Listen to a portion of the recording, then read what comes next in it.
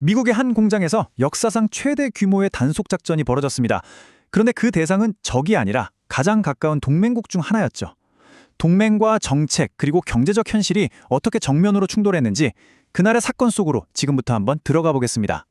이곳은 그냥 평범한 공사 현장이 아니었습니다.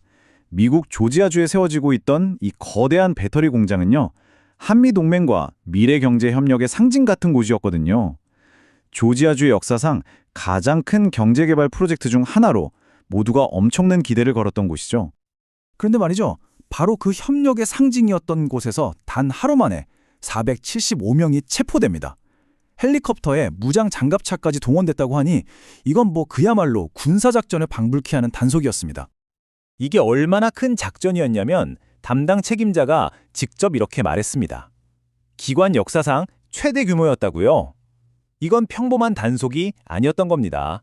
국토안보수사국 역사에 기록될 만한 사건이었죠. 대체 무슨 일이 있었던 걸까요? 아니 대체 10조 원이 넘는 투자 현장이 어떻게 하루아침에 이렇게 거대한 범죄 현장으로 돌변할 수 있었을까요? 그 속사정을 한번 들여다보겠습니다. 그런데 여기서부터 정말 이상한 점들이 드러나기 시작합니다. 공식적인 작전의 명분하고 실제 체포 결과를 비교해보면 그 차이가 너무나도 컸기 때문이죠. 자, 이걸 한번 보세요. 정말 믿기지가 않는데요. 법원에서 발부한 수색 영장은요, 딱 4명의 라틴계 남성을 대상으로 한 거였어요. 그런데 실제 현장에서 체포된 사람은 무려 475명입니다. 100배가 넘는 숫자잖아요. 이게 어떻게 된 일일까요? 체포된 사람들을 보니까요, 이 의문이 더 커집니다. 이 중 300명 가까이가 한국 국적자였거든요. 그리고 이들 대부분은 당국이 처음에 말했던 그런 심각한 연방범죄 같은 게 아니었어요. 그냥 비자 문제였습니다. 그러니까 취업 비자가 아니라 단기 여행어가 ESTA로 들어와서 일했다는 거죠. 결국 서류 문제로 이렇게 군사작전 같은 체포가 이루어진 겁니다. 그러다 보니 이 사건은 그냥 이민 단속으로 끝나지 않았습니다. 바로 국가 대 국가의 외교 문제로 번지게 되죠. 특히 미국의 핵심 동맹국인 한국 입장에서는 정말 뒤통수를 맞은 격이었으니까요. 결국 한국 외교부가 공식적으로 항의하고 나섭니다.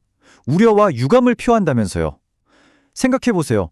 동맹국이 투자한 현장에서 아무런 예고도 없이 자기 국민 수백 명이 체포됐는데 이건 외교적으로 정말 있을 수 없는 일이었죠. 근데 진짜 아이러니한 건 바로 타이밍입니다. 이 급습있기 불과 일주일 전에 한국 대통령이 백악관에 가서 어마어마한 규모의 미국 투자 계획을 발표했단 말이죠. 양국 관계가 최고조에 달했던 바로 그 순간에 미국은 그 동맹의 상징적인 장소를 급습한 셈이 된 겁니다. 그렇다면 도대체 왜 이런 무리한 작전을 벌인 걸까요? 이 사건 뒤에는요, 당시 트럼프 행정부가 밀어붙이던 아주 강력한 이민 정책이라는 더 큰 그림이 있었습니다. 당시 트럼프 대통령의 반응은 아주 명확했어요. 거기 불법 체류자가 많았다. 연방의원들은 자기 할 일을 한 것뿐이다. 딱 이렇게 선을 그었죠. 그러니까 외국인 투자를 유치하는 것과 이민자를 단속하는 건 별개의 문제라는 겁니다. 사실 조지아 공장 급습은 그냥 단발성 사건이 절대 아니었습니다. 이 자료를 보시면 당시 백악관은 매일 수천 명을 체포하라는 지시까지 내렸고요. 이민세관 단속국, 그러니까 ICE에 어마어마한 예산을 쏟아 부었죠. 전국적으로 이민자들이 많은 도시를 겨냥해서 대대적인 단속을 벌였고 구금된 사람 수도 사상 최대를 기록했습니다. 이 모든 게 하나의 거대한 국가 전략이었던 거죠. 하지만 바로 여기서 또 다른 모순이 터져나옵니다. 행정부의 이런 강경한 이민 정책이 정작 미국의 경제 현실과는 완전히 딴판이었거든요. 자, 이 그래프를 한번 보시죠. 이게 뭘 보여주냐면요. 미국 경제의 아주 중요한 산업들이 사실상 이 단속 대상이 된 바로 그 인력에 얼마나 의존하고 있는지를 보여주는 겁니다. 특히 건설업이나 농업 같은 곳은요, 서류 미비 노동자가 없으면 돌아가기 힘든 수준이라는 거죠. 이 인용문이 그 현실을 정확히 보여줍니다. 건설회사 10곳 중 9곳이 일할 사람이 없어서 공사가 느려지고 있다고 말할 정도니까요. 한쪽에서는 사람을 쫓아내고 다른 한쪽에서는 사람이 없어서 난리인 정말 아이러니한 상황, 바로 딜레마에 빠진 거죠. 이러니 기업들도 정말 난감한 상황에 빠졌습니다. 정부 단속은 피해야겠는데 당장 현장에는 일할 사람이 없고요. 심지어 기업 스스로가 내걸었던 모든 노동자를 보호하겠다는 이런 인권 정책과도 완전히 충돌하는 상황이 된 겁니다. 자, 이제 이 사건의 가장 깊은 곳으로 들어가 보려고 합니다. 이 모든 혼란과 모순, 과연 2025년에 처음 벌어진 일이었을까요? 역사는 우리에게 조금은 불편한 이야기를 들려줍니다. 이 질문을 한번 던져보고 싶습니다. 이건 과연 새로운 위기일까요? 아니면 과거부터 계속되어 온 파괴적인 패턴의 반복일까요? 이 타임라인을 보면 답이 어느 정도 보입니다. 이번 사건이 처음이 아니라는 걸 알 수 있죠. 1919년에는 급진 좌파를 겨냥한 팔머레이드가 있었고 1954년에는 멕시코 이민자들을 대거 추방한 웻백 작전이 있었죠. 특정 집단을 적으로 규정하고 국가가 대대적인 단속에 나서는 일은 미국 역사에서 계속 반복되어 왔습니다. 그리고 2025년 조지아의 이 급습은 그 역사의 가장 최신 페이지였던 셈입니다. 한 역사학자의 이 경고가 정말 뼈아프게 들립니다. 우리는 이런 일을 전에도 봤다.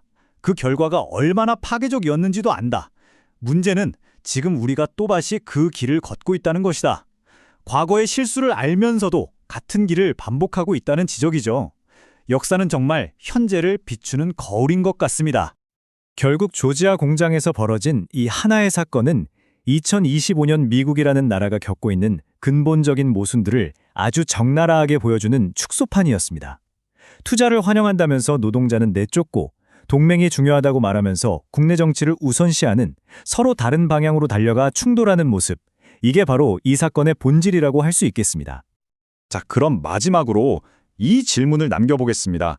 한 국가의 정책과 경제, 그리고 동맹이라는 가치가 이렇게 서로 다른 방향으로 잡아당길 때 과연 가장 먼저 무너지는 건 무엇일까요? 조지아에서의 급습은 어쩌면 그 시작을 알리는 신호탄이었을지도 모릅니다.